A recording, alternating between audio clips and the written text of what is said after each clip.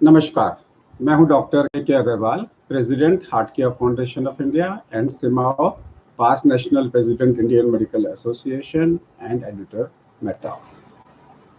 कितना समय लगेगा मेरे को कोरोना डेवलप होने में अगर मैं एक पॉजिटिव पेशेंट को मिलता हूं तो? कंफ्यूजन है लोगों के मन में। आइए इस कंफ्यूजन को दूर करने की कोशिश करते हैं। अगर किसी एक पेशेंट को टीबी है, फेफड़ों का टीबी है, उसका स्पूटम में एएफबी पॉजिटिव है और वो मेरे साथ में प्लेन में जर्नी कर रहा है और 4 घंटे के बाद में हमारा प्लेन लैंड कर जाता है, मेरे को टीबी होने के चांसेस बहुत कम हैं अगर वो मेरे साथ में भी बैठा हुआ है तो, क्योंकि टीबी का एक्सपोजर टाइम मेरे को कम से कम 8 घंटे का चाहिए। यानी कि अगर मैं पूरे इंडिया में कहीं भी ट्रैवल कर रहा हूं और उस प्लेन में एक टीबी का मरीज है जिसने मास्क नहीं पहन रखा, तो भी मेरे को टीबी का खतरा नहीं है। इसे बोलते हैं हम contact time. Contact time corona के अंदर में 30 मिनट का है, कुछ लोग 10 मिनट का भी बोलते हैं, लेकिन अगर हमारा जो सिमाओ गाइडलाइंस है, confederation of medical association of Asia and Oceania, हमारी गाइडलाइंस में ये 30 मिनट्स का है। यानी कि अगर आप किसी भीड़ में जाते हो और किसी से भी 2-3-4 मिनट से ज़्यादा नहीं मिलते हो और उसमें अगर कोई कोरोना का पेशेंट पॉजिटिव है तो आपको होने का चांस नहीं है।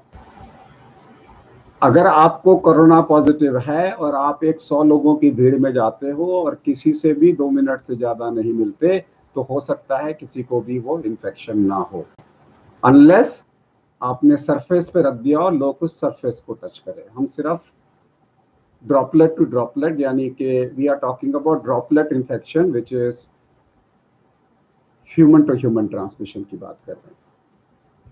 तो जो कांटेक्ट टाइम है वो 30 मिनट का है। यानी कि अगर मैं एक डॉक्टर हूं, मैंने आज 100 पेशेंट देखे या मैंने आज 10 पेशेंट देखे, उसमें से एक पेशेंट कोरोना का पेशेंट था, मुझे नहीं पता कौन था, और मैंने किसी को भी आधा घंटे से ज़्यादा एक बारी में समय नहीं दिया, तो मेरे को प्रैक्टिकली इन्फेक्शन होने का खतरा नहीं है, प्रोवाइडेड मैं अपनी नॉर्मल प्रिकॉशंस ले रहा हूँ। सो साइकेट्रिस्ट को अपना काउंसलिंग टाइम आधा घंटे से कम कर देना चाहिए।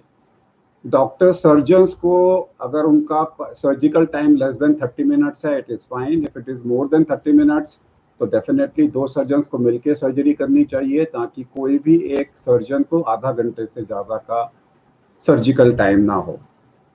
अगर आप किसी रेस्टोरेंट में जा रहे हैं तो फिर आप आधा घंटे से कम का समय रखिए। अब पिक्चर हॉल जाएंगे, वो तो पॉसिबल नहीं होगा कि आधा घंटे का होगा, इसलिए पिक्चर हॉल में हमेशा आपका रिस्क रहेगा। अगर मॉल पे घूमने जाएंगे तो रिस्क रहेगा, आपने कुछ खरीदना है, गए, खरीदा, वापस आ गए, तो आपको रिस्क नहीं है। याद रखिए, जो कॉन्टैक्ट टाइम है उसे हम 30 मिनट का बोलते हैं, लेकिन विद प्रिकॉशंस।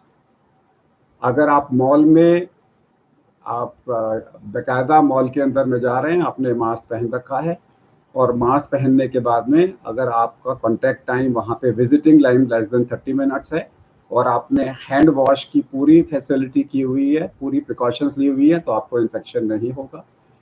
अब ट्रेन के अंदर में डेफिनेटली आपका इन्फेक्शन रेट ज़्यादा होगा, बिकॉज ट्रेन आधा घंटे में तो नहीं पहुँचाएगी। उस सिचुएशन में आपको 6 फीट का सोशल डिस्टेंसिंग करना बहुत ज़रूरी है, और साथ में आपको ग्लव्स पहन के रहना है और हैंड वॉशिंग करना है। अगर ट्रेन के अंदर में आप बाथरूम में जा रहे हो तो हर चीज़ को क्लीन करो, फिर बाथरूम का इस्तेमाल करो, तो उसमें आपका खतरा मिनिमाइज हो जाएगा, ज़ीरो नहीं होगा। कोरोना नमस्ते।